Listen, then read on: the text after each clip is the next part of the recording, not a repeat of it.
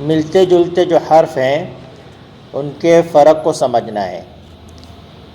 تا اور طا، ان دونوں کا مخرج ایک ہی ہے، لیکن تا باریک پڑھی جاتی اور طا موٹی پڑھی جاتی، ان دونوں میں یہی فرق ہے۔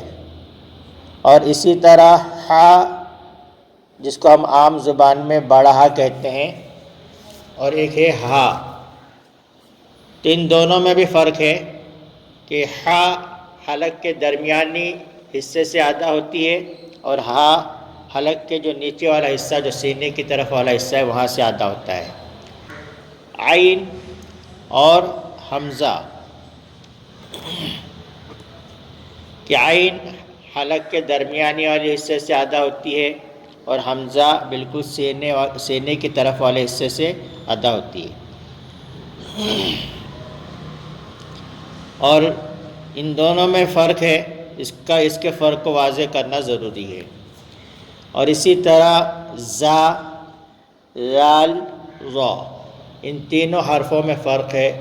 زا میں سیٹی کی سی آواز آتی ہے، اس کا اور سین صاد کا مخرج ایک ہی ہے۔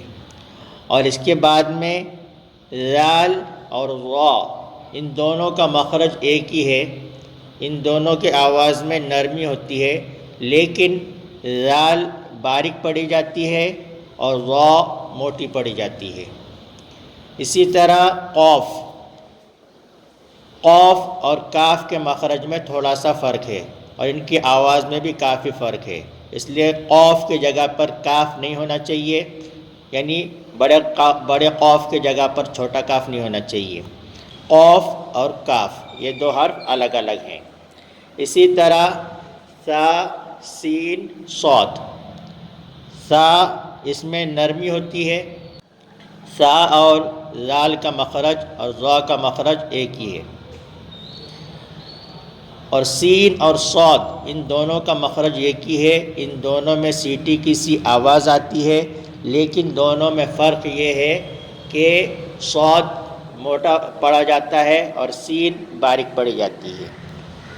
ان حرفوں کا فرق کرنا ضروری ہے کہ ہم ان حرفوں کو اگر ان کے فرق کے ساتھ اور ان کی حقیقی ادائیگی کے ساتھ اگر ہم ادا کریں گے تو ہمارے جو الفاظ ہیں وہ درست ہوں گے۔